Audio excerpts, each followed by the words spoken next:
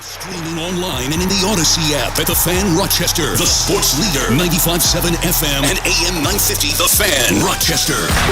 Always live on the free Odyssey app. The Sports Bar with Danger and Battaglia. Bills, Broncos, Buffalo, prime time. On Monday Night Football. Let's go! This Buffalo Bills team, they got a lot of pride, and they have high expectations, and they're playing at home on Monday Night Football. I would not want to be the Denver Broncos tonight. That's all I'm going to say. It's going to be a statement game tonight, believe me. I think the Broncos are going to get destroyed against the Bills. Mike Danger. I think the Bills win. I do not have them covering 23-17 Bills. Gene Battaglia. I'm thinking this is going to be a comfortable win finally, but it's not going to be much. It's Denver. Whatever. Broncos country. Let's ride. Perfect. Survivor football. Survive and advance. It's good! The Texans walk off with a win! Yeah! Cincinnati! No! Now here's Kane coming in on goal. He shoots. He scores. Kane. 95.7 FM and AM 950 The Fan. Rochester.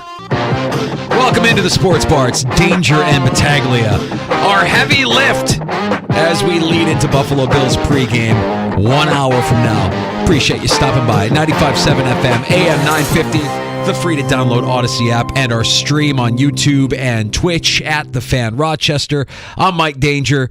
That's Gene Battaglia. I wasn't even going to bring it up. I can't believe Dan DeLorean went there. He did you dirty, that. man. He did that.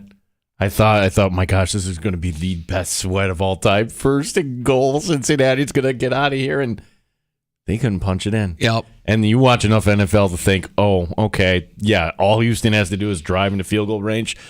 Yeah, so what the people want to know is, what do we do now? Next, tomorrow, what do we do for next week? Do we still offer up advice? I mean, we're still going to get asked because there are going to be people that have advanced past week 10 in their survivor pools. Well, yeah, I just can't do the big hoop-de-doo. I mean, that would be misrepresenting the show here and everything. That's a good run, week 10, but that's not the objective. We want to get you to week 18. So my apologies. And it's like when you go on vacation, Danger, you when you go down to Florida, me when I go to the Cape, and when you get back, it's like, oh, all right, I know I shouldn't wish time away, but that was a lot of fun. You mean don't be mad? 41 weeks until our next election. 41. Don't be mad because it's over. Be happy because it happened. One of those kind of things. Yeah. Well, it was a good run, and a lot of people who might still be alive might have the Bills tonight because that was a popular pick going into week 10. Right, and just to be clear, we did not have the Cowboys available. We did not have the Bills available. I'm not going to second guess picks we made along the way because it got to this point. But if you have the Bills tonight, hey, that good for you. You will enjoy tonight. We've got an hour, a tight hour here coming up in the Sports Bar, and here's what's on tap. Brought to you by Three Heads Brewing. By the way, Three Heads Brewing are home on Friday. We will be live from Three Heads on Atlantic Avenue in the neighborhood of the Arts to kick off your sports weekend as we get past the Broncos tonight, and then it's full on focus for Jets week. Yeah, so that is going to be a lot of fun. Some things planned for Friday, and I'm going to continue to say this. Come out Friday because that's our official kickoff to the holiday season. It's Thanksgiving week. It is the best holiday of the year. Gene's going to wear a Santa hat the entire show. I'm not dressing up in anything. Stop with that. We can share a cold one and maybe a win or two. That, yes, absolutely.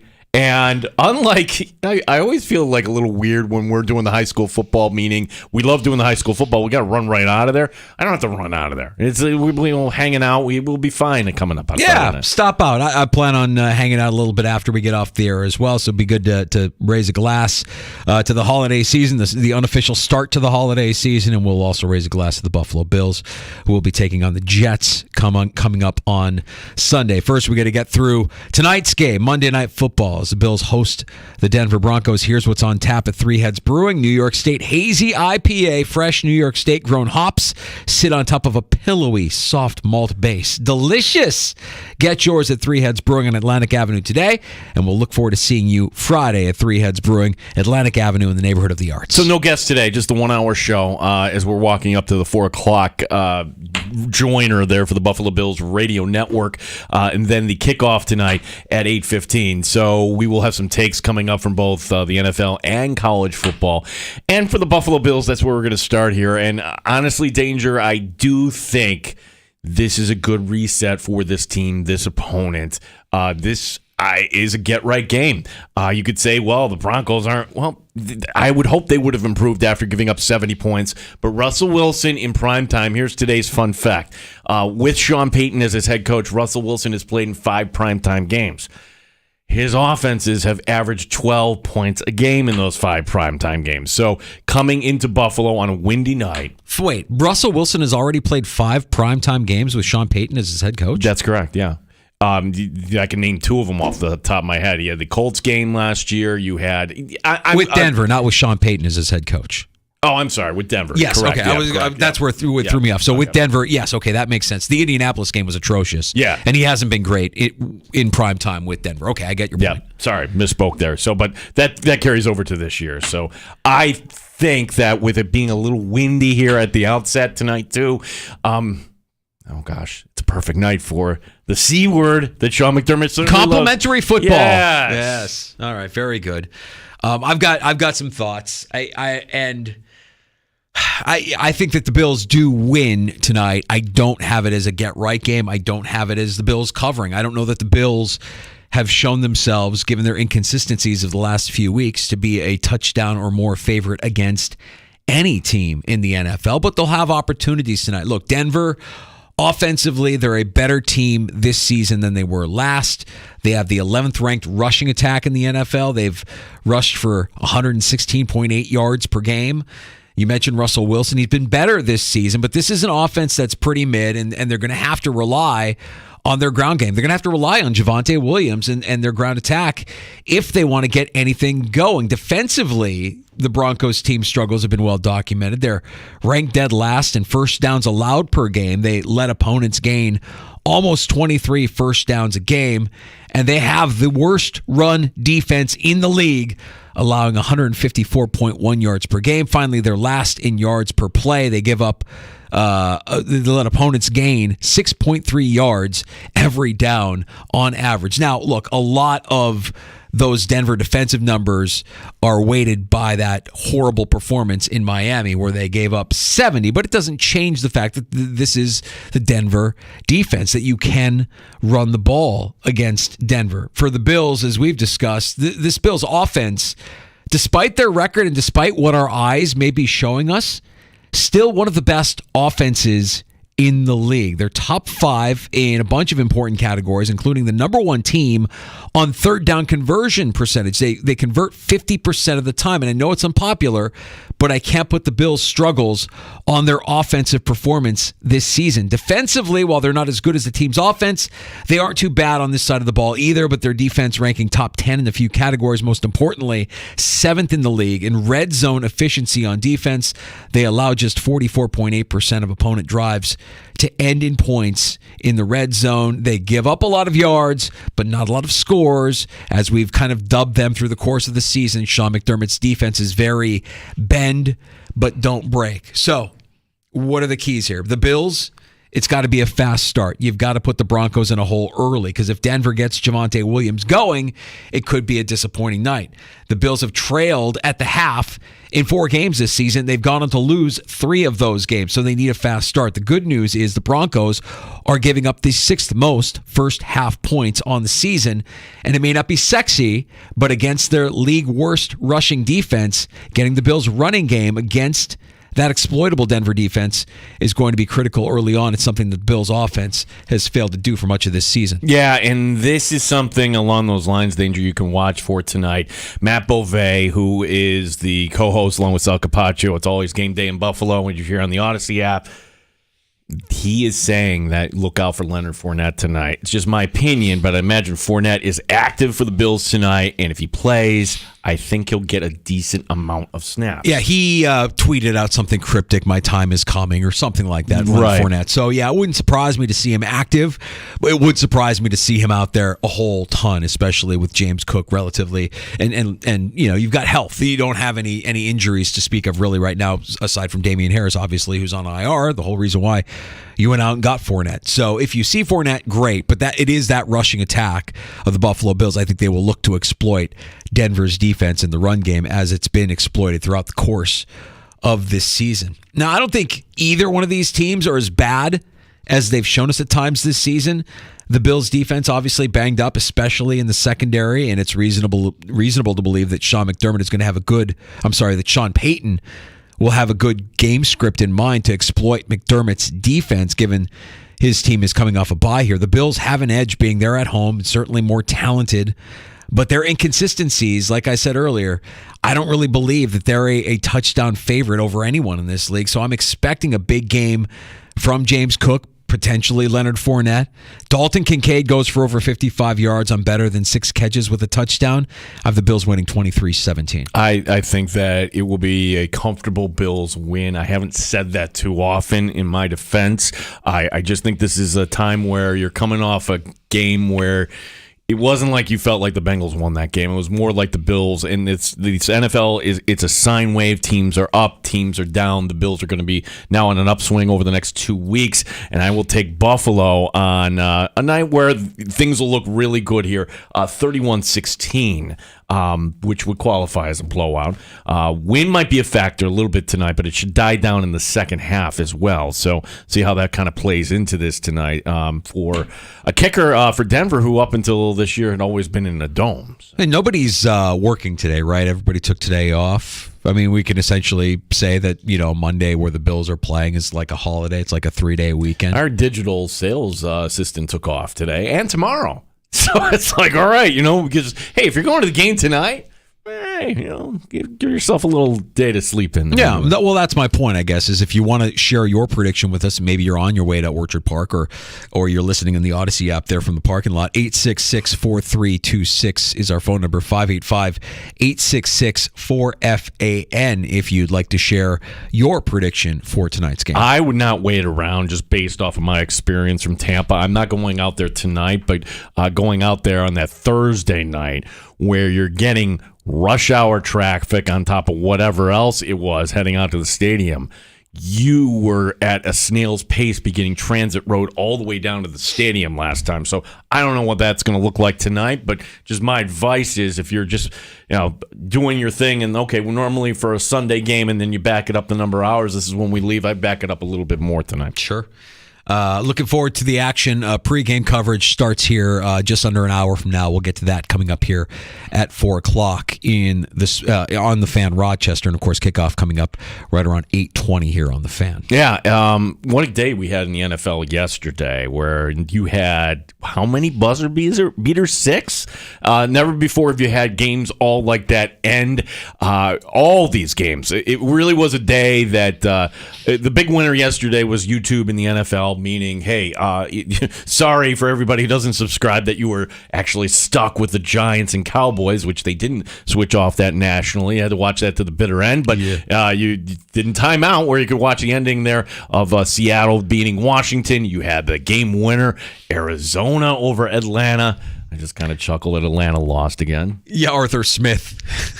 I think he had Bijan Robinson returning kicks or something like that. It's like, wow, this guy does not care. What was the line from Andy Behrens? Like, the star of Arthur Smith's offense is Arthur Smith. Right. Yeah, he really does not care.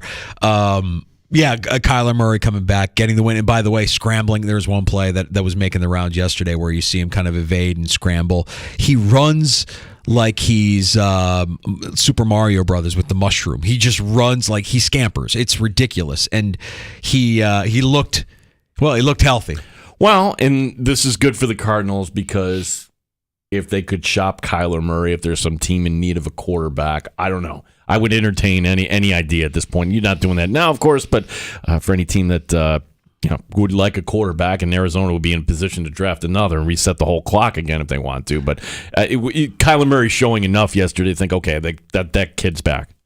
I have a question about the New York Giants. And I know that the people closest to the Giants would say, no way, no chance, it's not even warm. But is Brian Daboll in trouble? Well, it's not just Brian Daboll. It's Joe Shane and Brian Daboll.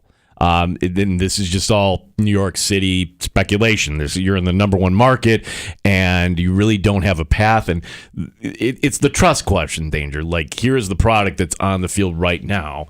And Dave Gettleman screwed up the pick. Yeah, Saquon Barkley is a nice player, but you blew a chance on drafting a franchise quarterback, and either Josh Allen or maybe even Lamar Jackson. You could have traded down. Do you trust Joe Shane making that selection? Joe Shane, who brought back Daniel Jones and Saquon Barkley, and look at the results so far. This team has taken a massive step back, and Brian Daboll's just not good enough coach when there's nothing there to just kind of whip up something and make it happen. Well, I just know that so many people wanted to align Brian Daboll with the growth and success of Josh Allen, and I'm wondering if that's true. Then when will we see it out of Daniel Jones? I know he's not healthy, and we're not going to see him for the rest of the season. But do you haven't given him enough time? Really, you saw a little bit of it last year. But Tommy DeVito is not it, right? I mean, and the way he's worked with Tyrod and Tommy DeVito to this point, I start to wonder, was Brian Daboll really all that instrumental in the growth and development of Josh Allen, or was he just kind of like a guy in Josh's ear? Because I'll still say, to anybody that'll listen, Josh Allen didn't become Josh Allen until the Bills went and got him Steph Diggs. And you could look around the NFL at various, instances where the quarterback was okay, but then you get him the weapon, and now the quarterback is something. I'm going to push back on that just a little bit, and here's why. It's called the Peter Principle. Are you familiar with the Peter Principle? The Peter Principle is you're going to rise to the level, and then when you go up to the next level, you will fail. I will go to a different coach we're all familiar with, Wade Phillips. Wade Phillips, fantastic defensive coordinator. Wade Phillips winning, getting teams to the Super Bowl, winning a Super Bowl in Denver, being a big part of the Rams, doing everything. Was the head coach, the defensive coordinator in Buffalo, and was the head coach, and that didn't work out as the head coach. Then, hey, I'm going to go down to Dallas. It didn't go.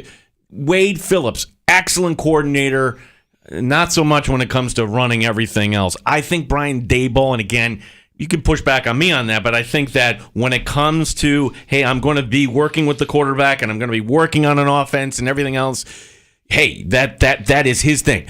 When it comes to game management, as they did in that Buffalo, his team was not prepared. That is a big reason why they lost against the Buffalo Bills. And Brian Daboll deflecting everything on Tyrod. Look, you got to be having that conversation prior to that sequence at the end of the first half. I don't know Brian Daboll's made out to be a head coach here 2 years in. Yes, he was the head coach last year, coach of the year in the NFL. But yeah, but now his seat is firmly warm, and the idea that he challenged a play for, 6 yards, one play into the game, and you watch it in real time, it's like, what is he doing? So he challenges it, and then they stop, and he comes over, and the official says, well, New York has elected not to challenge it. Well, of course they elected not to challenge it because somebody got a better look, but once you stop the game, that's it. Sorry, you lost the timeout. So, yes, you lost the timeout, you lost the challenge. That was foolish, ridiculous. So, not that the Giants had any prayer going into Dallas and winning that game, much less covering yesterday. But Giant fans, welcome to how Bills fans felt for many, many years. Hate watching your own team. Yeah, right. And if you're a Jets fan, you're probably in the same boat. Your team can't find the end zone. Just can't do it. And when you think you do, it's just a little detail like your foot stepping out of bounds right before the goal. Little things that just have to make you crazy. Aaron Rodgers has knowingly or unknowingly torpedoed this team because anybody that watches Zach Wilson, okay, that ain't it. You could have gone out and traded for a Josh Dobbs. You could have gone out and signed a Carson Wentz. They're at the point where anything is better than that kid at quarterback. He just doesn't have it. And I'm not telling you anything you don't already know, but I'm just wondering, why do they keep doubling down on this again and again and again? Now the season's over for the Jets. I'm sorry. Now, is Zach Wilson going to come up here to Buffalo and play? I don't know. Or maybe Aaron Rodgers just comes from high above all of a sudden. No, our buddy Nate Geary from the Buffalo Bills radio network, you hear me in a little bit, put out something today on X that I mentioned on the show a couple of weeks ago. I don't think Aaron Rodgers is really hurt. I mean, he's hurt, but I don't think he tore his Achilles like everybody was led to believe. Nate calls it a calf strain. I'm like, that's hilarious. A calf strain that keeps him sidelined for almost the entirety of a season. No, he probably injured his Achilles, but I don't know that he ruptured his Achilles. He wants to be able, the main character energy around this guy, he wants to be able to say, I did something that nobody else could do, and I did it at the age of 40. What do you guys think about that? Well, it's impressive unless you're lying about what's actually wrong with you. I don't know if I buy it. Well, are the Jets so worried about offending Aaron Rodgers that's why they didn't go out and get another quarterback? And therefore their season's kind of going down the drain here? Like they should have rectified this 2-3 weeks ago. I'm not going to say that their season's over. Maybe if the Bills beat them on Sunday, then I'll go that far and be like, all right, well, maybe their season is over. But right now, that defense is still really good. It's still a good defense, and they're not going to figure it out on offense. And I don't know that Aaron Rodgers coming back is going to be the solution, even if he were to come back. I still don't know that he's coming back this year. Well, they're 4-5. They're firmly farting around. Mm-hmm. The Bills also, for the record, are farting around. However, if they win tonight, Danger, then they're back as a 7 seed. That's right. Although they're going to have like an extra half game here until they get their buys. So Bills still control their own destiny. But if you don't pick up these next 2 games, this is when it gets really, really dangerous for this Buffalo Bills team because the rest of the schedule, there are not guarantees. You have to win tonight. You have to beat the Jets. If you don't win these next 2 games, Danger, I'm going to say it right here. I don't think they make the playoffs. Yeah. Team that we know isn't going to make the playoffs. In fact, they're contending for a top 5 draft pick, and now not knowing who their starting quarterback is going to be. The Patriots losing in Germany. That was an ugly game. I was telling Gino off the air. I started my morning by watching it. I'm drinking my coffee in the morning. I'm watching the first half of this game. I'm like, wow, this is not a good football game. I think I could probably be doing something else with my time. I'll leave this on in the background, but I'm not interested in watching any more of this. Only to come back and see, whoa, well, there's something you don't see all the time. They benched Mac Jones again, and Bailey Zappi came in, and they still couldn't get it done, and the Patriots are an unmitigated disaster. 10-6 was the final then? That's right. 10-6. We could do better for Germany, right? Like, if you're a German NFL fan, like, this is the product. Give us more of what we had last week, because this is trash. Any other coach, if you're 2-8 and you don't have a quarterback and you're looking, what's this going to look like 2 years from now? This would have been the week where you fire the coach, but not New England. And not that I'm saying that they should or they will, but today would have been a day where you would have fired the coach and you would have looked ahead here. So to me, that this didn't happen, it's great. It means he's going to be back next year. That's right.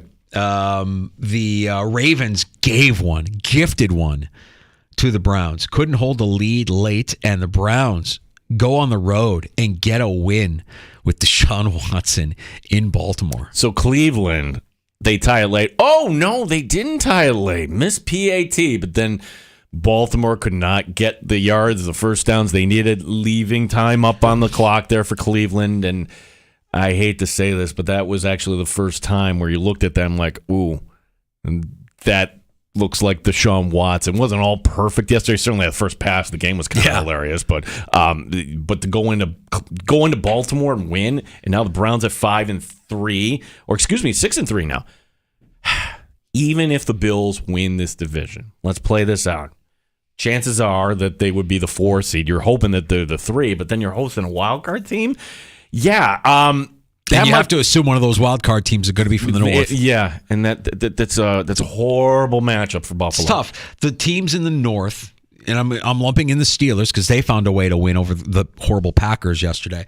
They all play it when you watch their games. It's a different brand of football, man. It is physical. It is in the trenches. It is push you around, punch you in the mouth, run it down your throat football. It's not like what you see when you watch the Bills offense or certainly the Dolphins offense where it's predicated on separation and speed and timing. No, it's not finesse. It's smash mouth. And that's every team. That's why the Bengals have been a matchup problem for the Bills, and the Bills have to get creative to find ways to beat teams like the Ravens and certainly the Browns. I would even say the Steelers, who the Bills embarrassed last season. I think that the Steelers, if you were to put them against the Bills right now, would give the Bills one hell of a challenge. I want to argue that, but I can't argue anything until the Bills show us a little bit more there. Boy, the Steelers, they got outscored, outgained again yesterday. Yeah. I mean, if they got outscored and still found a way to win, that would be the LeBron method of winning. The Josh Dobbs story continues in Minnesota. They get a win. And if you're a Saints fan right now, and I know a couple of Saints fans, they're rolling their eyes and they feel you're in first place. The Saints are the most downtrodden first place team right now in the NFL. Like, you're feeling miserable about your team. You don't know what's going on with Derek Carr. Jameis Winston did what Jameis Winston always does. He tries very hard and he throws a lot of interceptions. Michael Thomas got arrested, then hurt. So really good weekend for him. Yeah, right. And yet you're in first place in the AFC South. Congratulations to New Orleans. Because the Bucks, the game behind, they took care of the Titans at home, and the Falcons, as we mentioned, losing to Kyler Murray, and the Cardinals in the late window yesterday. By the way, the NFC's number 1 seed will be the Detroit Lions, just one step closer with that win over the Chargers. Dan Campbell did something yesterday that Sean McDermott would never, ever do, and it's next level. Defenses get tired out at end of games. They just do. So Dan Campbell realizing, well, I could kick the field goal right now, but it'd be better off if I actually just went for it here in plus territory on 4th and 2, and we don't give the ball back to them, and then we have a walk-off field goal, and that's it, game over. Well, that's exactly what Dan Campbell drew up. It happened. First down. Chargers don't get the ball back. Wildly entertaining game, and Detroit wins it on a walk-off field goal. I'm just wondering, would McDermott have kicked the field goal there on 4th and 2? Yeah. Well, the Lions continue their impressive run there in the NFC North, and with the Eagles on bye, it'll be interesting to see how those two teams kind of battle it out. The Cowboys look good, of course, against less than worthy opponent in the Giants. And we discussed the Sunday night game there with the Raiders going 2-0 now with Antonio Pierce as their interim head coach. I looked ahead to the Raiders' schedule, and I'm like, could they find 4 wins and be the surprise playoff team? Can you imagine that? Like, how often you get a coach? Well, actually, the Raiders. I mean, it happened to them, but with Bisaccia calling the shots right. there, but and it wasn't enough. No, it wasn't enough. Could they actually go to the postseason? Well, they still have the Chiefs, they still have the Chargers, so this was kind of the soft spot. Look. They played the Giants and the Jets. You beat the Giants and the Jets. Good for you. Yeah. All right, we're going to take a break and come back. That's our quick look around yesterday's action in the NFL. Gino's got some takes to share. Aldrich to that is coming up. We're walking you up to 4 o'clock pregame here between the Bills and the Broncos. We'll have that for you tonight here on The Fan. Rochester, your proud home of Buffalo Bills football. Stay with us here in the Sports Bar. Danger and Battaglia on The Fan. As the weather gets colder, the NFL offers stay hot on FanDuel. It's Danger for FanDuel Sportsbook, official partner of 95.7 The Fan. Right now, new customers get $150 in bonus bets with any winning $5 money line bet. That's $150 if your team wins. Now, if you've been thinking about joining FanDuel, there's no better time to get in on the action. The app is super easy to use. There's a wide range of betting options, including spreads, player props, over-unders, and more. So visit FanDuel.com/Mike, M-I-K-E, to kick off the NFL season with me on FanDuel. FanDuel.com/Mike. FanDuel, official partner of the NFL. 21 plus and physically present in New York. First online real money wager only. $5 pregame money line wager required. $10 first deposit required. Bonus issued is non-withdrawable bonus bets that expire 7 days after receipt. See terms at sportsbook.fanduel.com. For help with a gambling problem, call 1-877-8-HOPE-NY or text HOPE-NY 467-369. Odyssey has sports for everything.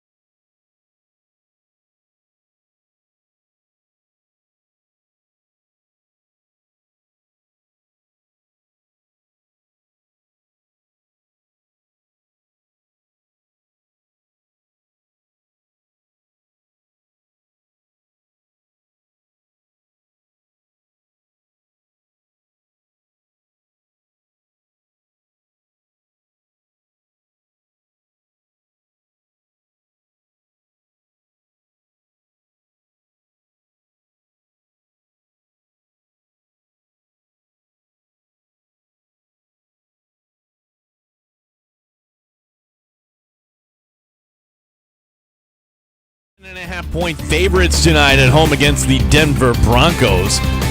Color analyst Eric Wood says it is go time for Buffalo. Yes, it's about winning ugly. Tonight essentially becomes a must-win, and when you're potentially down 6 defensive starters, winning ugly is okay, but it's all about getting the win. We will join the Buffalo Bills radio network coming up at 4 o'clock. The Bills looking to go 6-4 on the season.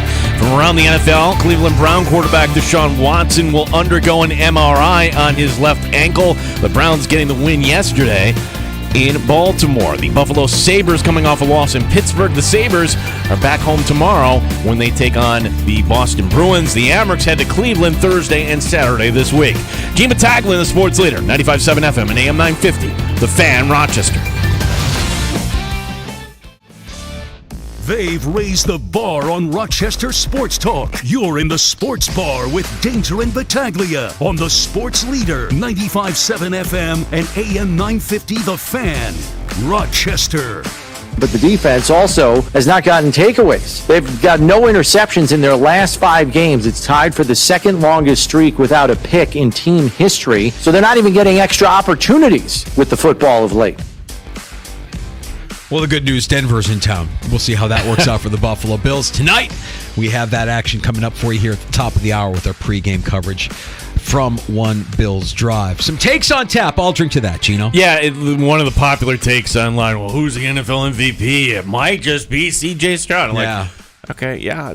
Look, he's been great these last 2 weeks. Offensive Rookie of the Year feels like a lock at this point. Yeah, and it's Peyton Manning, Ryan Leaf in reverse so far. I mean, we're very early on, but to have the number 2 overall pick and that offense look like that, and then whatever they're trotting out in Carolina, and again, it's only halfway through here in year number 1, but I would just kind of go to the, I don't know, who might be more worthy? Jalen Hurts, maybe Christian McCaffrey. There's a lot of other guys that I would certainly put ahead on the list. Who's going to be the NFL Coach of the Year? Well, whoever it is, we'll all be hating on this time next year. We're all toasting Brian Daboll this time last year. Did you catch Brian Daboll wasting a challenge? 6-yard gain, first Cowboy play. It wasn't even close. Look, this year, the Coach of the Year should be Dan Campbell. He gets my vote, but that's not the way it works here, folks, because we all thought the Lions would be good. It's about exceeding expectation. It always goes to the overachiever. And so congrats to Houston head coach DeMeco Ryans, the first-year coach, who, I guess if the pattern continues, will want fired this time. There's something different about Ryans in Houston, though. And I think a big part of it is he wants to be there. Like, he was a Houston Texan as a player. His rise to prominence came with that organization. And there's a different energy. I'm not going to say they're not dysfunctional because it hasn't changed at the top, but at least now you can say that they've got a head coach that has his players buying in, that they're buying in to whatever it is that Ryans is selling, which they certainly didn't have with Lovey, which they certainly didn't have with, who was the guy before?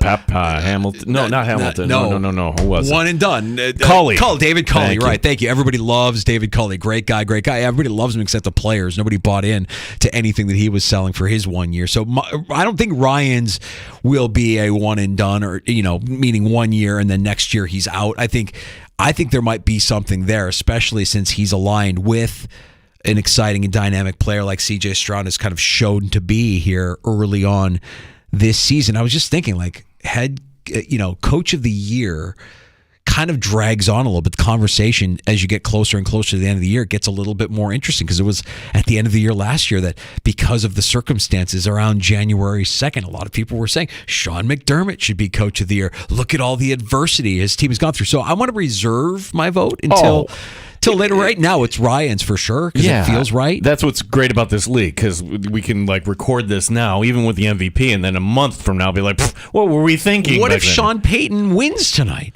What if Sean Payton starts rattling off wins? What if the Broncos all of a sudden become a wild card team? He would end up being coach of the year, because that team was an embarrassment earlier this year that he absolutely could turn around. There's so many things that could happen. I think taking a sad sack franchise and coming in and saying, we're going to do it this way, and it took a couple years, but to see Detroit on pace to win the division, on pace to get a 2 seed, maybe even a 1 seed, with Jared Goff, who we all kind of like, he's a cast-off. It's so funny, though, man. I mean, talking about offensive and defensive line play is so unsexy, right? Nobody really does it. But when you watch Detroit's offensive line, there's no question as to why Jared Goff has success. They don't touch him. He's got a great offensive line in front of him. When they're running the football, they're 3 yards downfield before your running back gets to that line of. I mean, like, they push the line of scrimmage 3 yards downfield.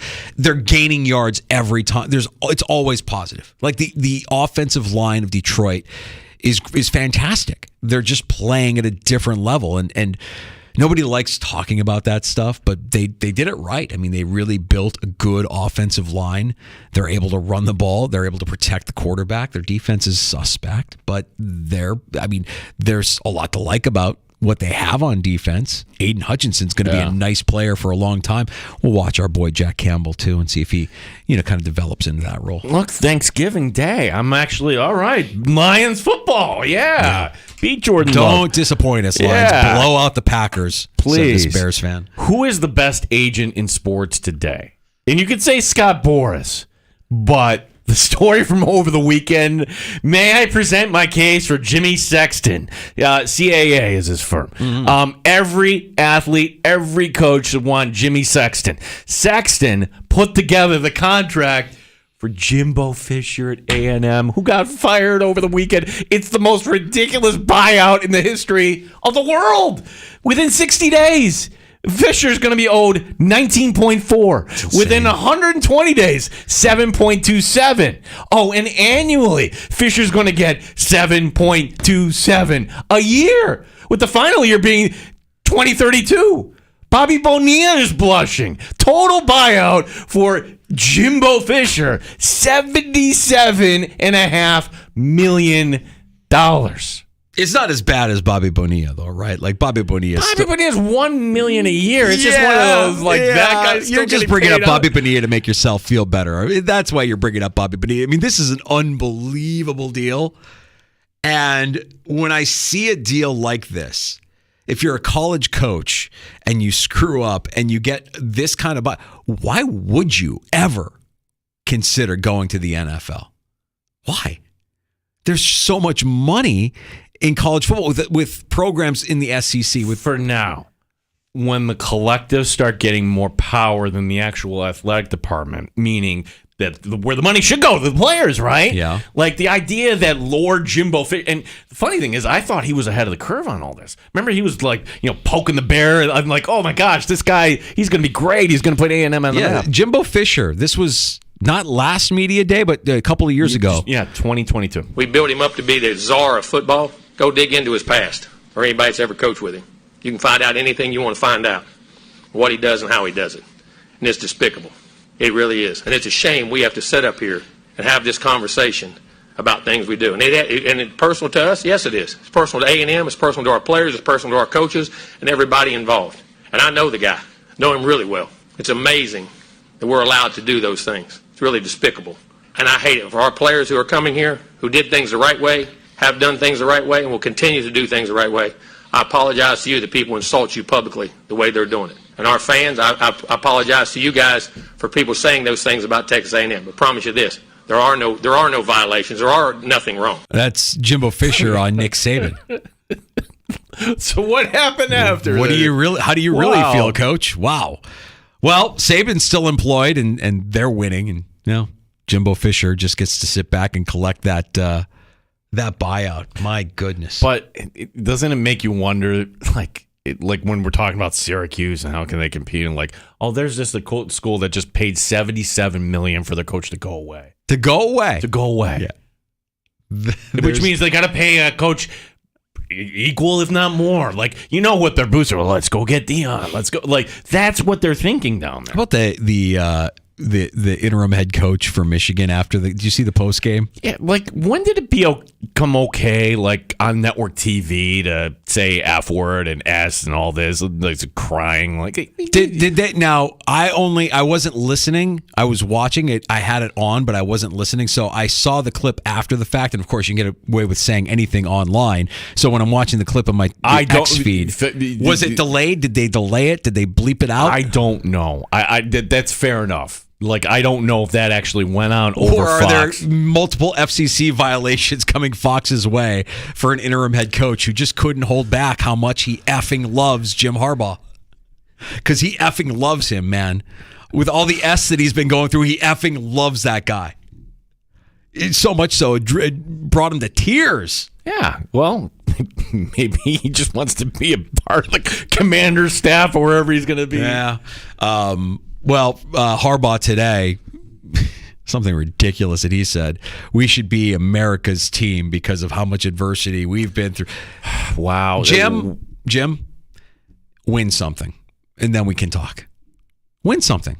You're not America's team. Win something. You lost to TCU, and then TCU was embarrassed. Yeah, win something, and then we can talk. I see you working. Win something.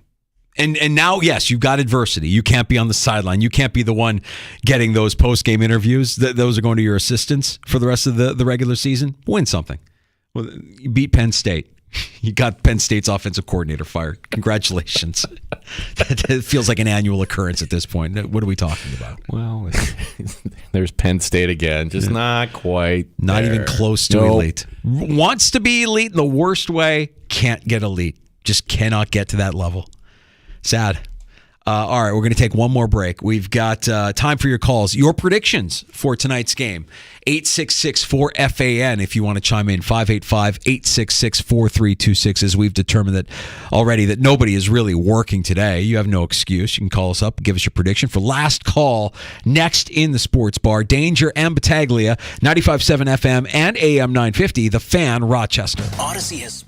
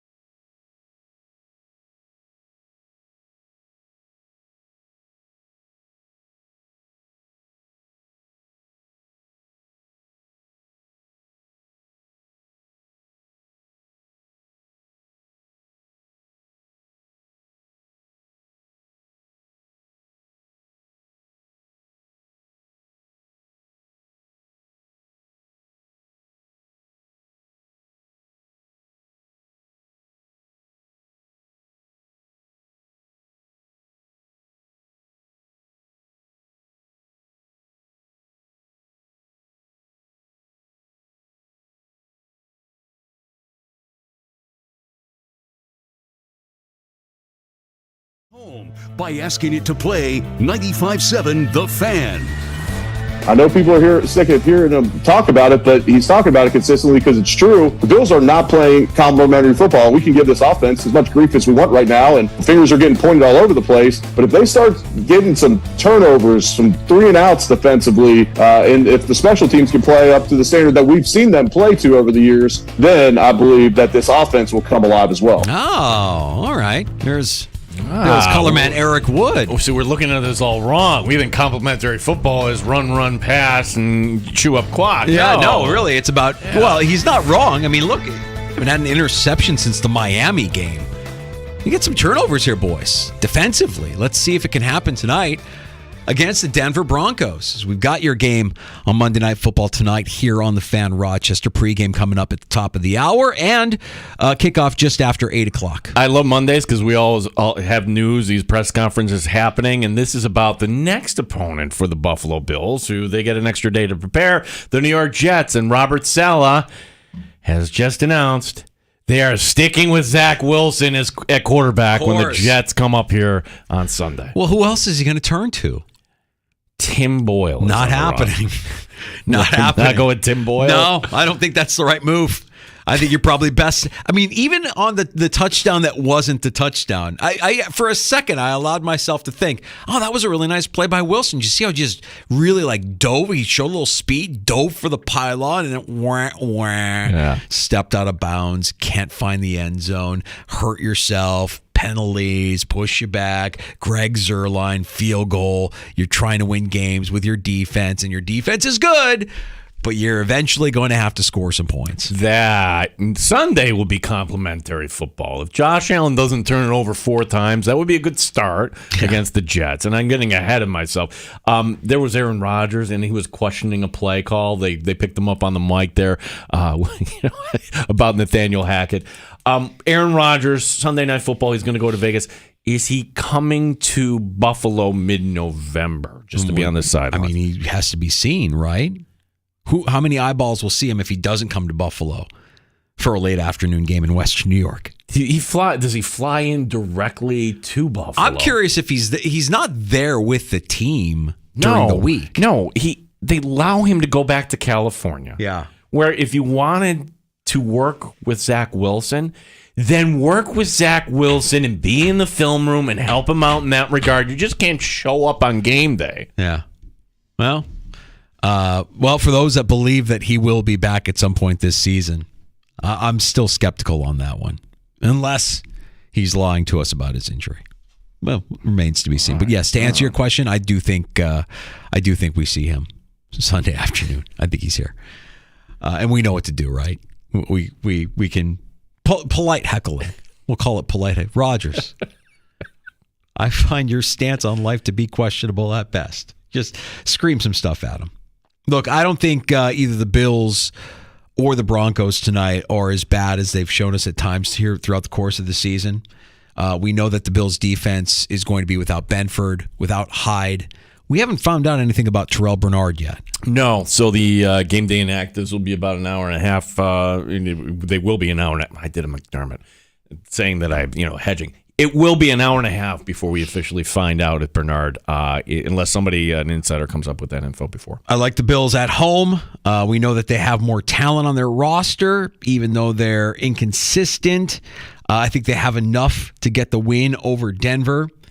I think that the run game probably gets a little bit more shine in this one. James Cook, potentially Leonard Fournette.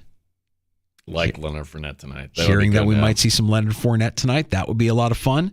I think Dalton Kincaid continues to go on the run that he's been on. I say over 55 yards, better than 6 catches.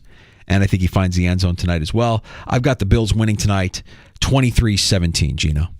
Peter writing in, you can write to us on X, our handle at The Fan Rochester. I think Saleh is in more trouble than Dable after last night.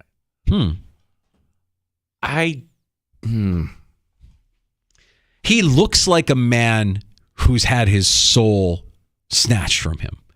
He just looks miserable. Like, he was very animated after that week 1 win, and you saw him emotional. And you saw him get like mix it up with his guys. Now it's like he just looks frustrated all the time. And Dayball looks frustrated all the time.